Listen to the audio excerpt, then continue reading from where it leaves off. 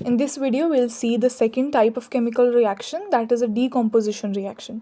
तो decomposition reaction क्या होती है? The reaction in which a single component breaks down into multiple products.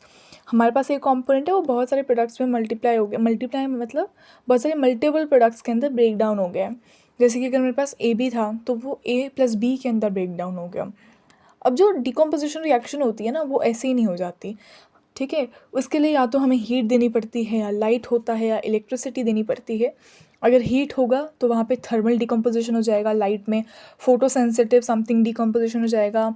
Electricity देंगे तो इलेक्ट्रिक डिकम्पोजिशन हो जाएगा. तो ये तीनों फैक्टर्स को यूज़ करके डिकम्पोजिशन हो जाता है. ठीक है, अभी हमारा मेन इंपॉर्टेंट यहाँ पे डेफिनेशन होता है डिकम्पोजिशन रिएक्शन की, और हमारे पास एक एग्जाम्पल होना चाहिए हमें इसको याद करने के लिए. तो एग्जाम्पल अगर एग्जाम में आ भी जाए, define a decomposition reaction, so you should know the definition also and the example also.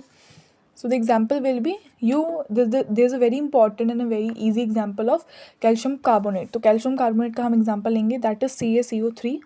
इसको जब हम ब्रेक डाउन करते हैं, जब इसकी डिकम्पोजिशन होती है, यहाँ पे हम हीट को अप्लाई करते हैं तो इसकी डिकम्पोजिशन होती है. याद रखना है कैल्शियम कार्बोनेट सॉलिड स्टेट में होता है.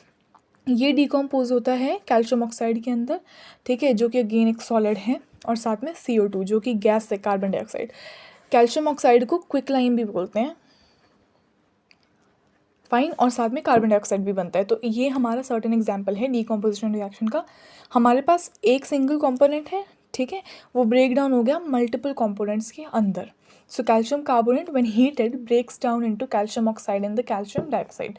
सो this was the second type of the chemical reaction. In the next video we'll discuss about the next reaction, that is the neutralization reaction.